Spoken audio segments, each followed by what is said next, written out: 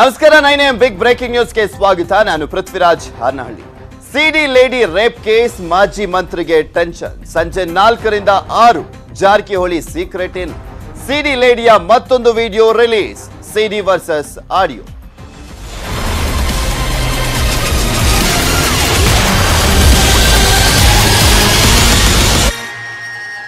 ರಮೇಶ್ ಜಾರಕಿಹೊಳಿ ಅವರ ಸಿಡಿ ಪ್ರಕರಣಕ್ಕೆ ಸಂಬಂಧಪಟ್ಟಂತೆ ದಿನಕ್ಕೊಂದು ತಿರುವು ಸಿಗ್ತಾನೆ ಹೋಗ್ತಾ ಇದೆ. ಗಮನಿಸ್ತಾನೆ ಇದ್ದೀರಾ, ಆ ಕಡೆಯಿಂದ ವಿಡಿಯೋ, ಈ ಕಡೆಯಿಂದ ಆಡಿಯೋ. ಈ ರೀತಿಯಾಗಿ ಇಬ್ರು ಕೂಡ ಅಂದ್ರೆ ಈ ಒಂದು ಪ್ರಕರಣಕ್ಕೆ ಸಂಬಂಧಪಟ್ಟಂತೆ ಏನೇನು ಆಗ್ತಾ ಇದೆ ಅನ್ನೋದ್ರ ಬಗ್ಗೆ ಮಾಹಿತಿಗಳು ಸಿಗ್ತಾ ಹೋಗ್ತಾ ಇದೆ. ಸಿಡಿ ಲೇಡಿ ಎಲ್ಲಿದ್ದಾರೆ ಅಂತ ಗೊತ್ತಿಲ್ಲ, ಆದ್ರೂ ಕೂಡ ಅಜ್ಞಾತ ಸ್ಥಳದಿಂದ ವಿಡಿಯೋಗಳನ್ನ ರಿಲೀಸ್ ಮಾಡ್ತಾನೆ ಇದ್ದಾರೆ. ಈಗ ಮತ್ತೊಂದು ವಿಡಿಯೋ ರಿಲೀಸ್ ಆಗಿರುವಂತದ್ದು. ಇದು 4ನೇ ವಿಡಿಯೋ ರಿಲೀಸ್ ಆಗಿದೆ. ಆಡಿಯೋಗೆ ಸಿಡಿ ಲೇಡಿ ವಿಡಿಯೋ ಮುಖಾಂತರ ಸ್ಪಷ್ಟನೆಯನ್ನ ಕೊಟ್ಟಿದ್ದಾರೆ. ನಿನ್ನೆ ಆಕೆ 3ನೇ ವಿಡಿಯೋ ರಿಲೀಸ್ ಮಾಡ್ತಿದ್ದ ಹಾಗೆ ಆಕೆಯ ಆಡಿಯೋ ರಿಲೀಸ್ ಆಗಿತ್ತು. ಆಕೆ ತನ್ನ ಪೋಷಕರ ಮತ್ತೆ ಸಹೋದರನ ಜೊತೆ ಮಾತನಾಡಿದಂತ ಒಂದು ಆಡಿಯೋ ರಿಲೀಸ್ ಆಗಿತ್ತು. ಆ ಒಂದು ಆಡಿಯೋಗೆ ಸ್ಪಷ್ಟನೆಯನ್ನ ಕೊಟ್ಟಿದ್ದಾಳೆ ವಿಡಿಯೋ ಮುಖಾಂತರ. ಆಡಿಯೋದಲ್ಲಿ ಪ್ರಸ್ತಾಪ ಆಗಿತ್ತು ಡಿಕೆ ಶಿವಕುಮಾರ್ ಅವರ ಹೆಸರು ಕೂಡ. ನಿನ್ನೆ ರಿಲೀಸ್ ಆಗಿದ್ದಂತ ಆಡಿಯೋದಲ್ಲಿ ಡಿಕೆಶಿ ಹೆಸರು ಪ್ರಸ್ತಾಪ ಆಗಿತ್ತು. ಡಿಕೆಶಿ ಹೆಸರು ಪ್ರಸ್ತಾಪ ಆಗಿದ್ದಕ್ಕೆ ಈಗ ಸ್ಪಷ್ಟನೆಯನ್ನ ಕೊಟ್ಟಿದ್ದಾಳೆ ವಿಡಿಯೋ ಮುಖಾಂತರ.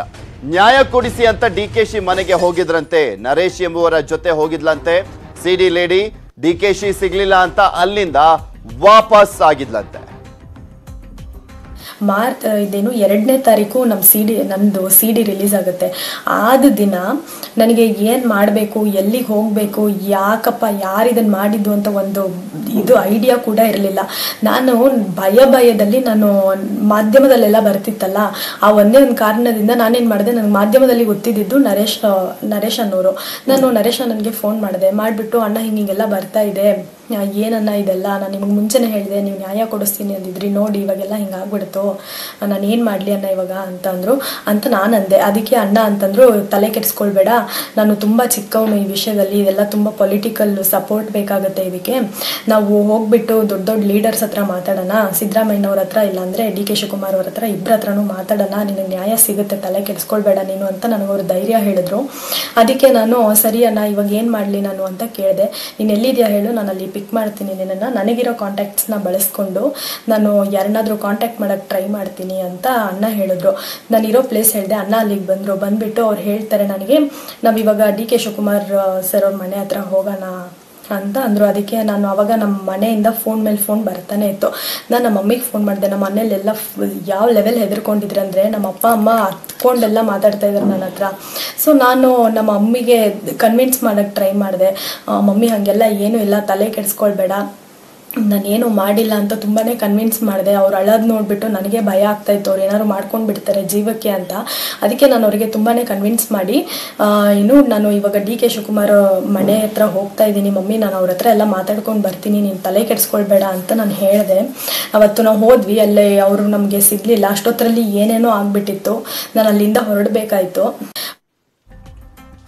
ನಮ್ಮ ಅಪ್ಪ ಅಮ್ಮ ಎಲ್ಲಿದ್ದಾರೆ ನನಗೆ ಗೊತ್ತಾಗ್ತಾ ಇಲ್ಲ, ಅದೆಲ್ಲ ನೋಡಿದ್ರೆ ನನ್ನ ಕುಟುಂಬಕ್ಕೆ ಸೇಫ್ಟಿ ಇಲ್ಲ ಅನ್ನಿಸ್ತಾ ಇದೆ.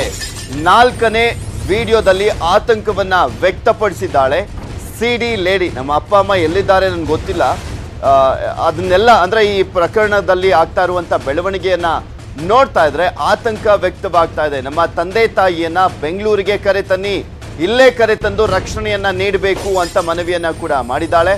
ಅವರ ಮುಂದೆನೆ ನಾನು ಹೇಳಿಕೆಯನ್ನ ಕೊಡ್ತೀನಿ, ನನ್ನ ತಂದೆ ತಾಯಿ, ಅಜ್ಜಿ ಮತ್ತೆ ನನ್ನ ಸಹೋದರರು ನನ್ನ ಕಣ್ಮುಂದೆ ಇರಬೇಕು ಅಂತ ಆಗ್ರಹಿಸಿದ್ದಾಳೆ ಯುವತಿ. ಎಲ್ಲಿಂದ ಅವರಿಗೆ ಸಿಕ್ತು ಅಂತ ನನಗೆ ಗೊತ್ತಿಲ್ಲ. ಈ ಆಡಿಯೋ ಕ್ಲಿಪ್ ಈಚೆ ಬಂದಿರೋದು ನೋಡ್ತಾ ಇದ್ರೆ ನಮ್ಮ ಅಪ್ಪ ಅಮ್ಮನಿಗೆ 1% ಸೇಫ್ಟಿ ಇಲ್ಲ ಅಂತ ನನಗೆ ಅನ್ನಿಸ್ತಾ ಇದೆ. ನಾನು ಸೇಫಾಗೇ ಇದ್ದೀನಿ, ನನ್ನನ್ನು ಯಾರೂ ಕಿಡ್ನಾಪ್ ಮಾಡಿಲ್ಲ. ನಾನು ನಮ್ಮ ಅಪ್ಪ ಅಮ್ಮ ಎಲ್ಲಿದ್ದಾರೋ ನನಗೆ ಗೊತ್ತಿಲ್ಲ. ನಾನು SIT ಅವ್ರಿಗೆ ಇಷ್ಟೇ ಕೇಳ್ಕೊಳ್ಳೋದು ಏನಪ್ಪ ಅಂತಂದರೆ, ನೀವು ಹೇಳ್ತಾನೆ ಇದ್ದೀರ ನಾವು ರಕ್ಷಣೆ ಕೊಡ್ತೀವಿ ಅಂತ. ಸರಿ ಸರ್, ರಕ್ಷಣೆ ಕೊಡ್ತಾನೆ ಇದ್ದೀರಾ, ನಮ್ಮ ಅಪ್ಪ ಅಮ್ಮನಿಗೆ ಎಲ್ಲಿದ್ದಾರೋ ಅಲ್ಲಿ ಹೋಗ್ಬಿಟ್ಟು ರಕ್ಷಣೆ ಕೊಡಬೇಡಿ, ಅವ್ರು ಎಲ್ಲಿದ್ದಾರೋ ಅವ್ರನ್ನ ಬೆಂಗಳೂರಿಗೆ ಕರೆತನ್ನಿ. ನಾನು ನಮ್ಮ ಮಮ್ಮಿ ಡ್ಯಾಡಿ, ನಮ್ಮ ಅಜ್ಜಿ, ನನ್ನ ಇಬ್ಬರು ತಮ್ಮಂದ್ರಿಗೂ ನಾನು ಇಷ್ಟೇ ಕೇಳ್ಕೊಳ್ಳೋದು, ಅವ್ರು ಎಲ್ಲಿದ್ದಾರೋ ನನಗೆ ಗೊತ್ತಿಲ್ಲ, ಅವ್ರು ಎಲ್ಲೇ ಇರಲಿ, ಬಂದುಬಿಟ್ಟು ಬೆಂಗಳೂರಲ್ಲಿ ಇರಕ್ಕೆ ಹೇಳು ಅಂತ ಇರಬೇಕು ಅಂತ ನಾನು ಕೇಳ್ಕೊತೀನಿ. ನಾನು ಇಷ್ಟು SIT ಅವ್ರಿಗೆ ಕೇಳ್ಕೊತೀನಿ. ಸೊ ನಾನು ಇಷ್ಟೇ ಹೇಳೋದು, ಎಲ್ಲೇ ನಮ್ಮ ಅಪ್ಪ ಅಮ್ಮ ಇರಲಿ, ಅವ್ರನ್ನ ಕರ್ಕೊಂಡು ಬಂದು SIT ಅವರು ಬೆಂಗಳೂರಲ್ಲೇ ಇರಿಸ್ಬೇಕು. ನಾನೇನಾದರೂ ಹೇಳಿಕೆ ಕೊಡಬೇಕಂದ್ರೆ ನಮ್ಮ ಅಪ್ಪ ಅಮ್ಮ ನನ್ನ ಇಬ್ಬರು ತಮ್ಮಂದರು ನಮ್ಮ ಅಜ್ಜಿ ನನ್ನ ಕಣ್ಮುಂದೆನೇ ಇರಬೇಕು. ನಾನು ಹೇಳಿಕೆ ಕೊಡಬೇಕಾದ್ರೆ ನನಗೆ ಎಲ್ಲೋ ಒಂದು ಕಡೆ ಅನ್ನಿಸ್ತಾ ಇದೆ ಅವ್ರಿಗೊಂಚೂರು ಸೇಫ್ಟಿ ಇಲ್ಲ ಅಂತ. ರಮೇಶ್ ಜಾರಕಿಹೊಳಿ ಅವರು ಬೆದರಿಕೆ ಹಾಕ್ತಿದ್ದಾರೆ. ನಾನು ಒಂದು ದಿನದಲ್ಲಿ ಸರ್ಕಾರ ಬೀಳಿಸಬಲ್ಲೆ ಅಂತಾರೆ. ಎಷ್ಟು ಖರ್ಚಾದ್ರೂ ಪರವಾಗಿಲ್ಲ ಬಿಡೋದಿಲ್ಲ ಅಂತಾರೆ. ಎಷ್ಟೇ ದುಡ್ಡಿದ್ರೂ ಪರವಾಗಿಲ್ಲ ಅಂದ್ರೆ ಏನಿದ್ರ ಅರ್ಥ? ನನ್ನ ಕುಟುಂಬ ನನ್ನ ತಲೆ ತೆಗೆಯಬಹುದು. 4ನೇ ವಿಡಿಯೋದಲ್ಲಿ ಯುವತಿ ಆತಂಕವನ್ನ ವ್ಯಕ್ತಪಡಿಸಿದ್ದಾಳೆ. ಏನಂತ ಅಂದರೆ ಜಾರಕಿಹೊಳಿ ಅವರು ಹೇಳ್ತಾರೆ, ನಾನು ಒಂದಿನದಲ್ಲೇ ಸರ್ಕಾರ ಬೀಳಿಸಬಲ್ಲೆ, ಇದೇನು ನನ್ನ ಹತ್ರ ನಾನು ಎಷ್ಟೇ ದುಡ್ಡು ಖರ್ಚಾದ್ರೂ ಪರವಾಗಿಲ್ಲ, ನಾನು ಎಲ್ಲರೂ ಜೈಲಿಗೆ ಹಾಕಿಸ್ತೀನಿ ಅಂತ ಹೇಳ್ತಾರೆ. ಎಷ್ಟೇ ದುಡ್ಡಿದ್ರೂ ಪರವಾಗಿಲ್ಲ ಅಂದರೆ ಏನಿದ್ರ ಮೀನಿಂಗು? ನೀವೇ ಜನಗಳೇ ಅರ್ಥ ಮಾಡ್ಕೊಳ್ಬೇಕು. ಎಷ್ಟು ದುಡ್ಡು ಖರ್ಚಾದ್ರೂ ಪರವಾಗಿಲ್ಲ ಅಂತಂದರೆ ಏನು ಬೇಕಿದ್ರೂ ಮಾಡೋಕ್ಕೆ ರೆಡಿ ಇದ್ದಾರೆ ಇವ್ರು. ನಾಳೆ ನಮ್ಮ ಅಪ್ಪ ಅಮ್ಮನ ತಲೆ ತೆಗಿಬೋದು, ಇಲ್ಲ ನನ್ನನ್ನೇ ಸಾಯಿಸ್ಬೋದು, ಏನು ಬೇಕಿದ್ರೂ ಆಗ್ಬೋದು. ನಾಳೆ ಏನಾಗುತ್ತೆ ಅಂತ ಯಾರಿಗೂ ಗೊತ್ತಿಲ್ಲ. ನನಗೆ ಎಲ್ಲೋ ಒಂದು ಕಡೆ ಅನ್ನಿಸ್ತಾ ಇದೆ ಅವ್ರಿಗೊಂಚೂರು ಸೇಫ್ಟಿ ಇಲ್ಲ ಅಂತ.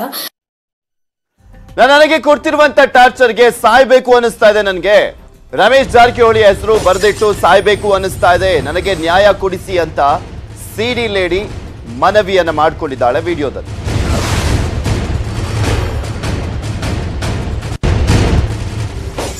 ನನಗೆ ಬದುಕಬೇಕೋ ಸಾಯ್ಬೇಕೋ ಒಂದು ಗೊತ್ತಾಗ್ತಾ ಇಲ್ಲ. ಮಾಧ್ಯಮದವ್ರಿಗೆ ನಾನು ಒಂದು ಹೇಳ್ತೀನಿ, ಏನೇ ಇನ್ಫಾರ್ಮೇಷನ್ ನಿಮಗೆ ಸಿಕ್ಕರೂ ಅದರಲ್ಲಿ ಯಾವುದು ಸತ್ಯ ಯಾವುದು ಸುಳ್ಳು ಅಂತ ನೀವು ಪರಿಗಣಿಸಿ ಆಮೇಲೆ ಈಚೆ ಬಿಡಬೇಕು ಅಂತ ನಾನು ಕೇಳ್ಕೊತೀನಿ.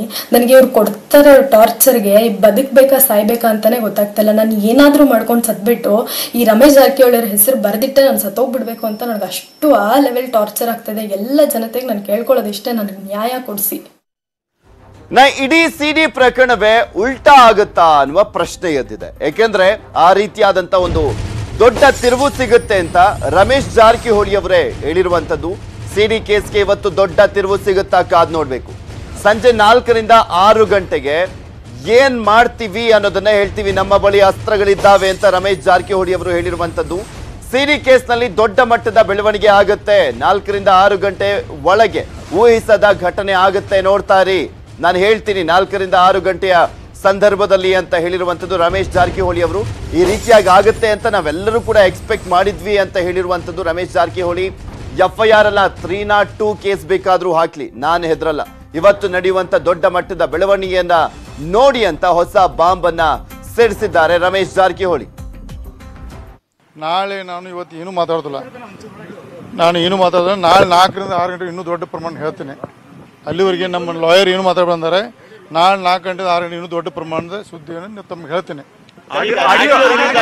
ಆಡಿಯೋ ನನಗೆ ಗೊತ್ತಿಲ್ಲಪ್ಪ. ಆಡಿಯೋ ನಾನು ನೋಡಿದೆ. ನಾ ಹೇಳಿದ್ದ ಹೆಣ್ಮಗು ಗ್ರಾಫಿಕ್ಕು ನಂದಲ್ಲ ಇಂಥ ಅವ್ರು ಹೇಳಿದ. ನಾ ಯಾರ ಹೆಸರು ತೊಗೊಂಡಿಲ್ಲ. ನನಗೂ ಅಷ್ಟೇ ಇದೆ. ನನಗೆ ಇನ್ನು ನಾಳೆ 4ರಿಂದ ಸಂಜೆ 6 ಒಳಗೆ ಇನ್ನೂ ದೊಡ್ಡ ಪ್ರಮಾಣ ಹೇಳ್ತೀನಿ. ಇನ್ನು ಬಹಳ ಆಡಿಯೋದಲ್ಲಿ DK ಶಿವಕುಮಾರ್ ಹೆಸರು ಪ್ರಸ್ತಾಪ ಆಗಿದೆ. ಆಗ್ಲಿ DK ಶಿವಕುಮಾರ್ ಹೆಸರು ಪ್ರಸ್ತಾಪ ನೋಡಿ. ನಾನು ಇನ್ನೂ ಹೇಳೋದಿಲ್ಲ. ಅವಾಗ ನಮ್ಮ ಹಳೆಯ ಗೆಳೆಯ ಯಾರು ಸರ್? DK ಶಿವಕುಮಾರ್ ಹಳೆಯ ಗೆಳೆಯ. ಅವನು KPC ಕಂಟಿನ್ಯೂ ಆಗಬೇಕು. ನನಗತ್ತೆ ಒಂದು ರಾಜ್ಯ ಕೊಡಬಾರ್ದು. ಅವ್ನು ಒಳ್ಳೇದಾಗಬೇಕು. ಕಷ್ಟ ಸುಖ ಕೂಡಿ ಬಂದರು. ನನಗೊಬ್ಬ ಅನ್ಯಾಯ ಮಾಡೋದು ಅವ್ರು ಅನ್ಯಾಯ ಆಗೋದು ನನಗೆ. ಯಾಕೆ ಒಂದು ಆಡಿಯೋ ಹೆಸರಾಗಿತ್ತು ಇಮಿಡಿಯೇಟ್ ಅವರು ಆರೋಪ ಅಂತ ಹೇಳಕ್ಕೆ ಬರೋಲ್ಲ. ಆಡಿಯೋದಲ್ಲಿ ಬಂದಿದ್ದು ಇಮಿಡಿಯೇಟ್ DK ಶಿವಕುಮಾರ್ ಆರೋಪ ಅಂತ ಹೇಳಕ್ಕೆ ಬರೋದು. ಇನ್ನೂ ಸ್ಟಡಿ ಮಾಡಿ ಬಹಳಷ್ಟು ಎವಿಡೆನ್ಸ್ ನೋಡಿ ಮುಂದೆ ನೋಡೋಣ. DK ಶಿವಕುಮಾರ್ ಬಗ್ಗೆ ಭಾಳ ಪ್ರೀತಿ ಇದೆಯಲ್ಲ, ಯಾಕೆ? ಹೌದು, ನನ್ನ ಗೆಳೆಯ ಅವ್ನು ಕಷ್ಟ ಸುಖ ಕೂಡಿ ಬಂದಾರೆ. ನಾವು ಕೆಟ್ಟಗಳಿಗೆ ಒಂದು ಏನೋ ಕೆಟ್ಟಗಳಿಗೆ ಕೆಟ್ಟಾಗಿದ್ದೀವಿ. ಅವ್ನು KPC ಜೊತೆ ಕಂಟಿನ್ಯೂ ಆಗಬೇಕು. ಅವ್ನು ನನಗತ್ತೆ ರಾಜ್ಯ ಕೊಡಬಾರ್ದು. ರಾಜ್ಯದಲ್ಲಿ ಹೋರಾಟ ಮಾಡಬೇಕು. ಅವ್ನು ಒಳ್ಳೇದಾಗಲಿದ್ದು ಬಯಸ್ತೇವೆ. ಹಾಗಾದ್ರೆ ಇವತ್ತು ರಮೇಶ್ ಜಾರಕಿಹೊಳಿ ಅವರು ಏನ್ ಮಾಡ್ತಾರೆ? 4ರಿಂದ 6 ಗಂಟೆ ಒಳಗೆ ನೋಡ್ತಾರೆ ಯಾವ ರೀತಿಯಾದಂತ ಸ್ಫೋಟಕ ತಿರುವು ಸಿಗುತ್ತೆ ಅಂತ ಹೇಳ್ತಾ ಇದ್ರು.